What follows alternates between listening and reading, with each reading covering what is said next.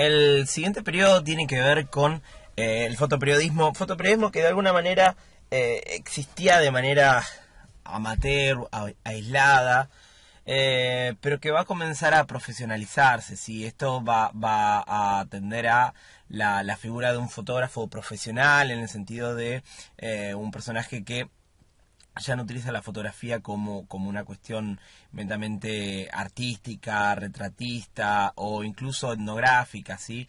Es un fotógrafo que busca capturar un acontecimiento, y en el acontecimiento ya no al estilo de Fenton o Brady, sí, que por ahí captaban las escenas cuando ya habían terminado o las armaban, por decirlo de alguna manera, sino que estamos hablando de fotógrafos que ya poseen una tecnología que permite un muchísimo menor tiempo de exposición, cámaras muchísimo más chicas, más compactas. Entonces estamos pensando en fotógrafos que buscan lo que Henri Cartier-Bresson,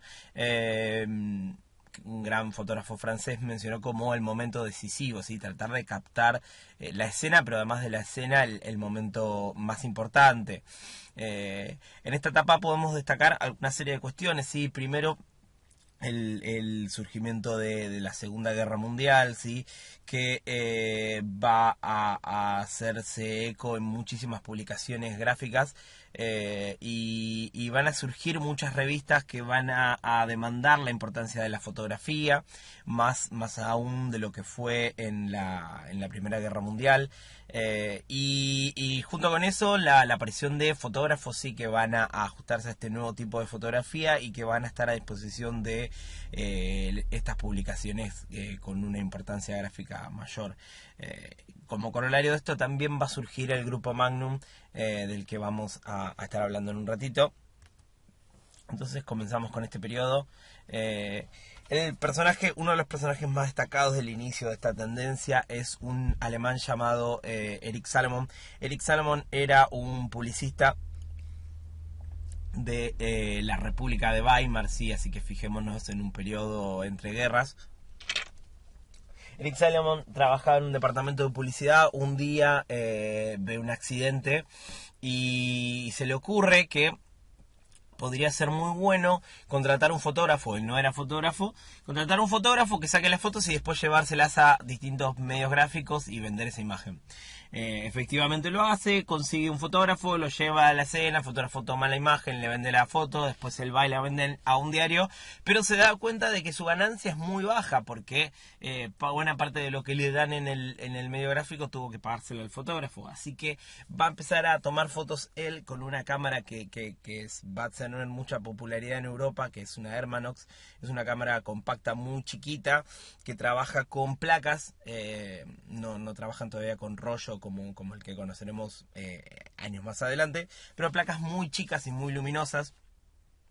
Y entonces va a empezar a buscar acontecimientos. Lo primero que logra es meterse en un juicio en donde van a enjuiciar a un mafioso que había matado a un policía. En la República de Weimar estaba totalmente prohibido tomar fotografías en los juicios. Entonces él, al mejor estilo Homero Simpson, captando a Apu con las salchichas vencidas, lo que hace es ponerse una cámara pequeña en el sombrero, sí, le hace un pequeño agujero al sombrero para que se vea la lente, y a esa cámara le agrega un disparador. Además, como esa cámara tenía unas placas muy luminosas, no necesita usar flash, y toma las primeras fotos dentro de un juicio en la República de Weimar. Tiempo después decide volver a hacerlo. El tema es que ahora las autoridades ya estaban preparadas para encontrarlo. Entonces cambia la técnica y esconde la cámara ahora de manera similar, pero en una valija, ¿sí? En un maletín. Asiste a uno de los juicios más importantes de la República de Weimar, el juicio de Kranz. Kranz eran dos hermanos, una chica y un chico, de una familia bastante bien económicamente. El chico tenía un amigo que se enamora de la hermana, arman una especie de triángulo amoroso, en donde en un frenesí terminan asesinando a uno de los empleados, ¿sí? y van enjuiciados. Hay una película de esto si quieren sufrir un fin de semana. La cuestión es que Salomón toma las fotos, pero lo descubren y lo invitan a salir de la sala. Sí, esa que ven ahí es Hildegard, que es la muchacha en cuestión. Y cuando lo sacan afuera le piden las placas. El tema es que Salomón les entrega placas que no estaban expuestas, ¿sí? Imagínense, ¿vieron cuando existían los rollos? Bueno, imagínense que Salomón llevara un rollo que es con el que fue tomando las imágenes y un rollo vacío, y cuando le piden las fotos entrega el rollo vacío, sale y publica las fotos posta. Al tipo lo quieren matar hasta que alguien dice: es mía, traiga a ese hombre, voy a hacerlo vicepresidente. ¿Qué ocurre? Descubren que si el chabón si este señor, tenía esta capacidad de sacar fotos sin que nadie lo viera, podían utilizar ese recurso para la prensa y para la difusión de imágenes políticas. De ahí en más, a lo largo de casi toda Europa, le van a permitir a él entrar en un montón de reuniones políticas, instaurando lo que llamaron la fotografía cándida. ¿Qué era la fotografía cándida? Ese es el ministro de Relaciones Exteriores francés. Lo dejaban ingresar a las reuniones sabiendo que en algún momento él iba a tomar una foto. Lo que no sabían los personajes era cuándo. Acá el ministro de Relaciones Exteriores francés lo descubre, por eso se ríen todos. Pero instauraron un tipo de fotografía que después veremos de manera bastante diluida, por ejemplo, en los Oscar o en nuestro Martín Fierro, en donde los personajes saben que en algún momento la cámara los puede tomar bostezando o rascándose la nariz, pero no saben cuándo, entonces la persona tiene que estar todo el tiempo en papel pensando que en cualquier momento le pueden sacar una imagen. Esta foto es impresionante, la tomó, vamos a decir que Robert Capa. En la Guerra Civil Española, tres jóvenes, Ernest Friedman, Jim Seymour y Gerda Taro, van a ir a cubrir el lado de los milicianos, y en la Guerra de Secesión, el lado opuesto a Franco, y uno de ellos va a tomar esta imagen, ¿sí? Ernest Friedman, que va a cambiar su nombre al de Robert Capa. La foto se tituló Muerte de un miliciano, fue publicada en el semanario francés Bu, y después va a tener muchísima más repercusión al año siguiente cuando sea publicada en Estados Unidos en la revista Life. En su momento fue una explosión esta fotografía porque captura al 100% la esencia del fotoperiodismo en esta época y de la idea del instante decisivo. Es un soldado miliciano que está siendo abatido y está cayendo en el momento en el que Robert Capa le toma la fotografía. Plantea muchas cuestiones en torno a la veracidad de la imagen, ¿sí? Por un lado se va a destacar la capacidad de documentar y de registro que tiene la fotografía.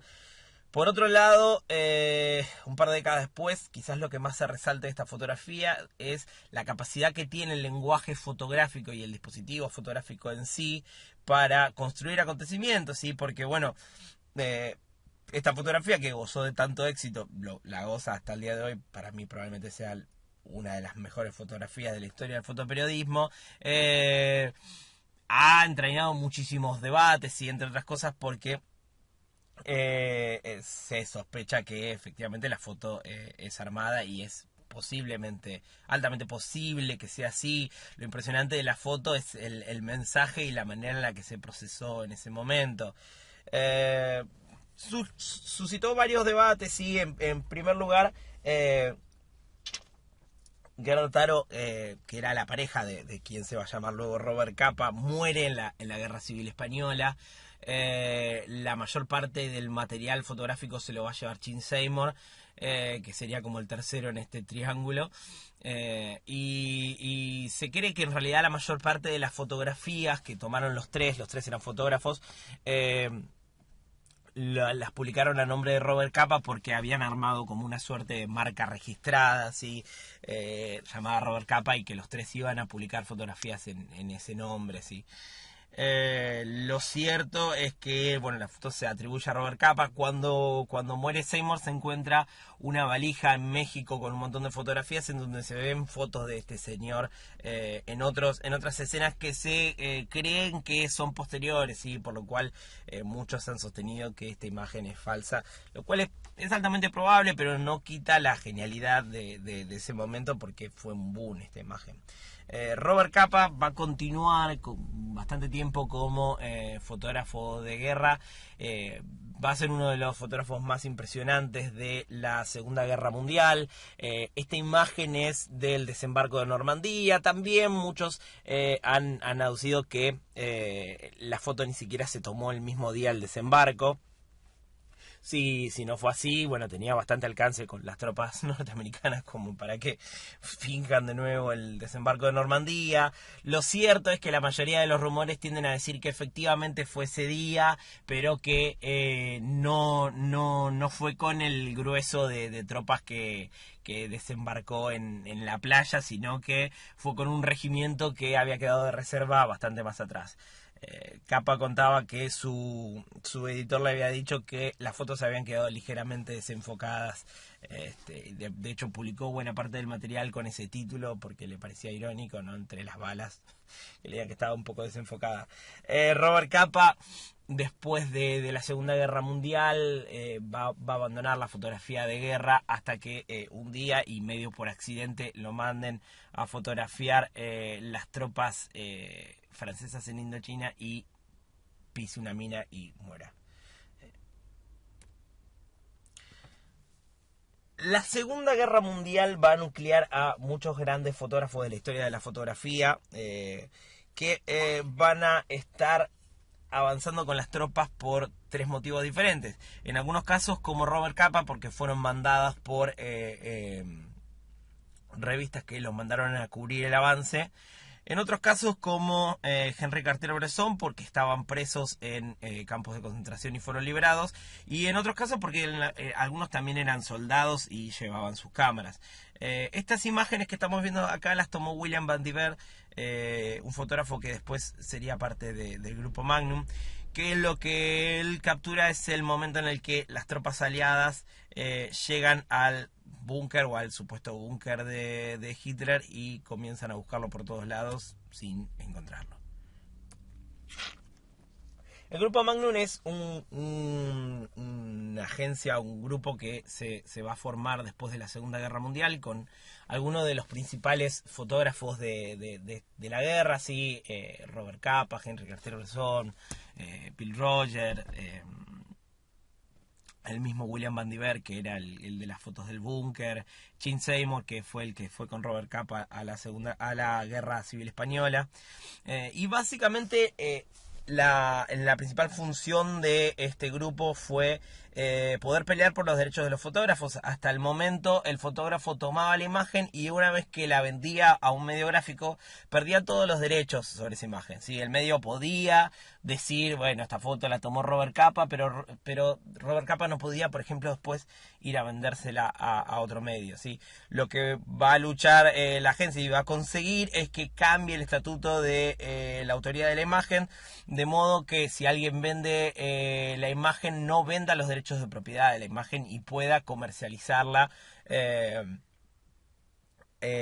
más allá de habérsela vendido a un medio, pueda seguir comercializándola en otros lados. Otra de las funciones que va a tener Magnum es que sus 5 principales miembros fundadores van a dividirse los continentes como para representar cómo quedó el mundo después de la Segunda Guerra Mundial, ¿sí? Y sobre todo algunos van a tomar algunas regiones de África y de Francia para ver los daños quise decir de Francia, quise decir de Europa, para ver los daños que dejó la Segunda Guerra Mundial. Desde antes de la Guerra Civil Española va a comenzar a haber una serie de revistas que van a interesarse cada vez más por la imagen, ¿sí? Principalmente en primera instancia semanarios europeos. En Estados Unidos va a surgir una revista que le va a dar muchísima importancia, le va a dar muchísimo trabajo a estos muchachos, que es la revista Life. La revista Life ya existía, pero no se dedicaba a la fotografía, hasta que uno de los dueños de Times va a comprar el nombre para poder... el tipo estaba encantadísimo con el nombre Life, quería hacer una revista sobre fotografía, información que se llame Life, compra el nombre de otra revista llamada Life que se dedicaba a otra cosa solamente para poder utilizar el título, y crea una de las revistas que más vuelo le va a dar a la fotografía en la cultura visual, ¿sí? En el sentido de que es una revista compuesta casi por completo por fotografía acompañada de texto, algo que no era común a la altura de la década del 30, por ejemplo, y que va a ser un ícono de la cultura visual,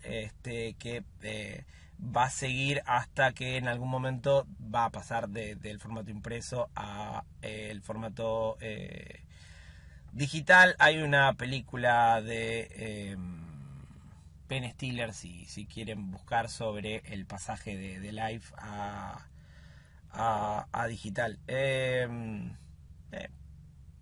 No es una gran cosa, pero por ahí están aburridos un fin de semana. Creo que se llama La vida secreta de Walter Mitty, si no me equivoco. Bueno, la cuestión es que Life va a funcionar como una gran revista de mucha difusión de imágenes. Va a ser como una de las que más cobertura le va a dar a la Segunda Guerra Mundial y sobre todo a la Guerra de Vietnam. Y además va a haber un espacio en Life para lo que vamos a conocer en las diapositivas siguientes como el Star System y la fotografía de celebridades. Al mismo tiempo que van estallando esta sucesión de guerras, comienza a aparecer la idea de un Star System, ¿sí? Figuras de la radio y de el cine que van a empezar a cobrar protagonismo, y sobre la cual el público de radio y de cine va a empezar a querer conocer otras facetas que tengan que ver con, por ejemplo, en el caso de la radio, conocer los rostros de las personas que hacían, por ejemplo, los radioteatros, y en el caso del cine, conocer un poco más sobre la filmación y sobre la vida, la vida privada, si se quiere, de estos personajes. Posterior a la Segunda Guerra Mundial va a surgir un fenómeno en Italia y en algunos casos en Francia también, que es la aparición de los paparazzi, ¿sí? El término paparazzi viene heredado de la película La Dolce Vita. En La Dolce Vita aparece un fotógrafo al que se le dice paparazzo, porque es como un dialecto, en un dialecto italiano, como decir mosquito. Y cuando empiezan a aparecer algunos fotógrafos que ya existían previos a la película, encargados de tomar fotografías no solicitadas, por decirlo de alguna manera, algunas estrellas, comienza a acuñarse ese nombre para estos fotógrafos que le brindaron muchas técnicas después al fotoperiodismo. Cuando hablamos en el otro video las fotos de cabezas a Chabrán, hay mucho de la técnica del paparazzi en la consecución de esa imagen. Lo cierto es que el gran establecimiento de Hollywood como centro indiscutido de gran producción de películas y de estrellas, va a llevar esa aparición de fotografías de Star System y de paparazzi a lo que es el mundo de Hollywood. Muchos de los reporteros de espectáculos de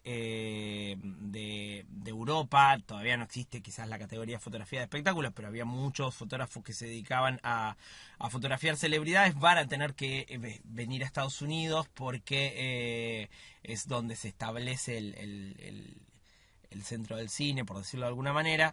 Ahí surgen tres tipos de fotografías que cobran mucho peso. Por un lado, los retratos de famosos. ¿Sí? Life va a publicar muchísimas fotografías en donde haya famosos que incluso no necesariamente solo del cine, sí, también de la pintura, y van a empezar a ser publicados retratos de esos personajes famosos. Muchos de estos personajes de Magnum, como Robert Capa y como Cartier-Bresson, se van a dedicar a fotografiar a celebridades como Picasso o como Marilyn Monroe. Eh, Bien, y después empieza a surgir también la fotografía dentro del set, ¿sí? A veces los mismos sets contratan a fotógrafos para que divulguen fotografías del interior, o a veces revistas mandaban a fotógrafos a que espíen del set lo no visible, y después va a continuar esta fotografía, si se quiere, robada a celebridades. Lo cierto es que la fotografía política va a comenzar también a tomar estos recursos. Cuando digo fotografía política, por ahí es un poco confuso el término. A lo que me refiero en realidad es a el uso de los políticos y los funcionarios políticos. Estoy pensando principalmente en Estados Unidos en este momento, de contratar a retratistas también para que tomen fotografías con escenas armadas. Y la primera que se me viene a la mente es Kennedy. Kennedy tenía fotógrafos que realizaban escenas bastante estudiadas, y para representar a Kennedy como un tipo honesto, como un padre de familia. Sin ir más lejos, estas técnicas también en algún punto las utilizaba el nazismo. Había fotógrafos que se encargaban de seguir a Hitler y sus actividades públicas, ¿sí? Lo que va a cobrar es una mayor relevancia porque va a empezar a salir en las revistas, y con un sistema, como les digo, bastante similar, digamos, la construcción de escena bastante similar a lo que era el retrato de personajes de la vida pública del cine.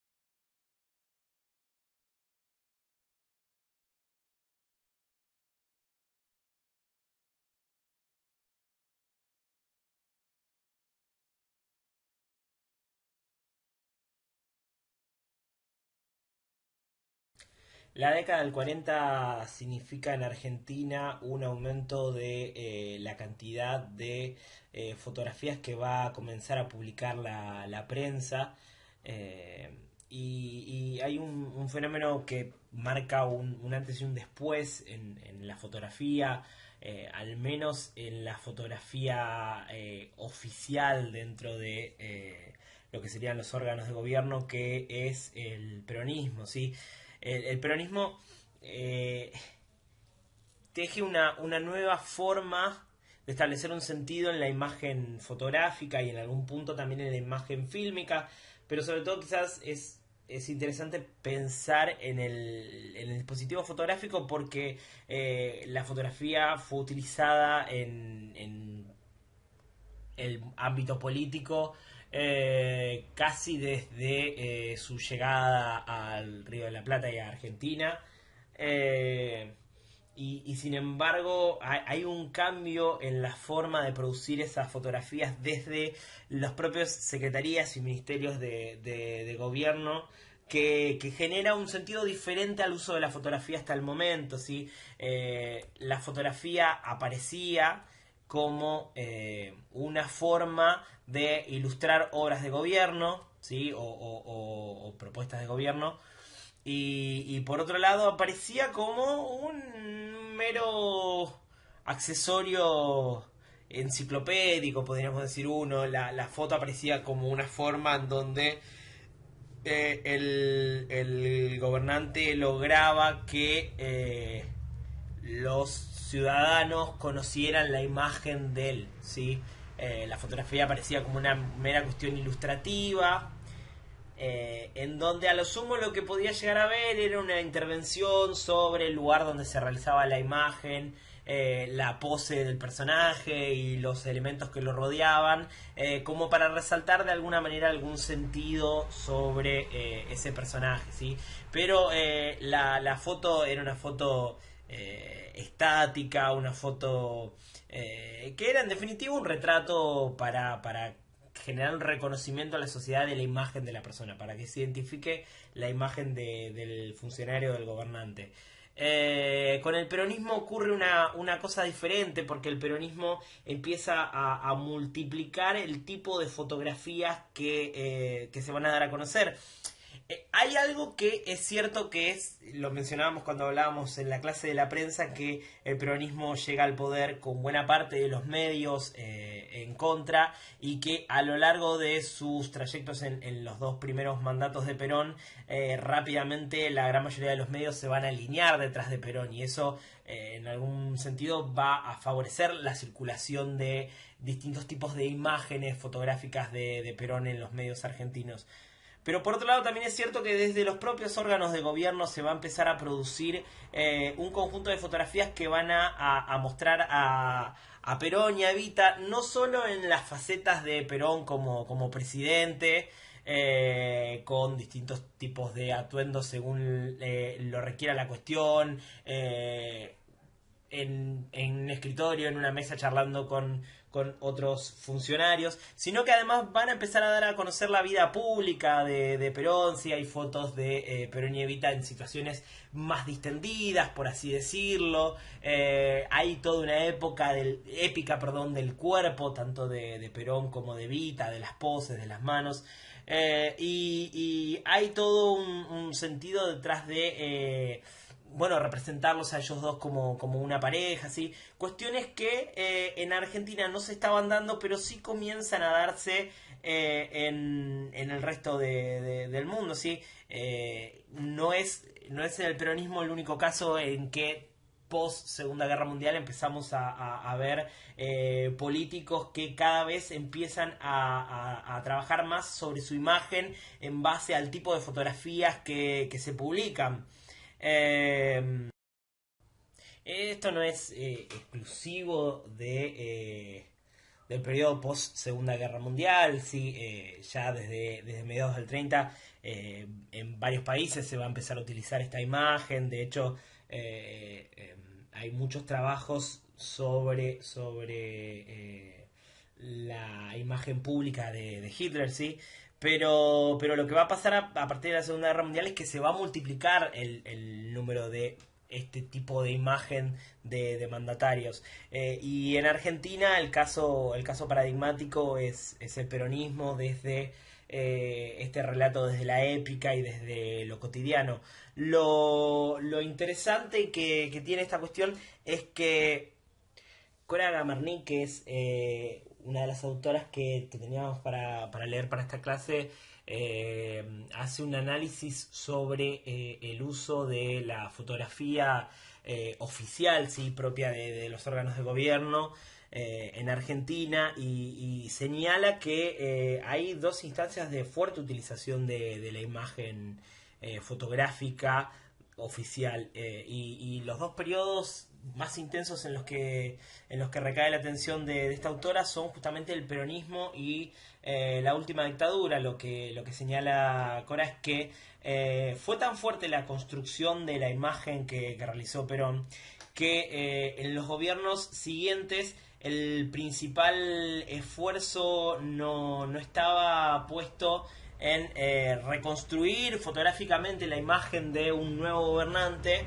sino en tratar de disminuir el peso de la imagen fotográfica y de la imagen en sí. Era tan fuerte la épica visual que había generado el peronismo que para la autora lo que van a hacer los siguientes gobiernos de la Revolución Libertadora en adelante va a ser tratar de aplacar esa época épica visual, reduciendo el peso de las imágenes. El esfuerzo principal va a ser un movimiento de censura y autocensura, buscando erradicar la imagen de Perón de todo cuanto lado pueda ser posible. Lo que señala Cora es que recién en la dictadura que tuvo lugar a partir de 1976, ¿sí? La última dictadura, va a haber un proceso de intento de construir de nuevo una imagen desde lo fotográfico con el interés en poder así legitimar esa nueva figura de gobierno de facto.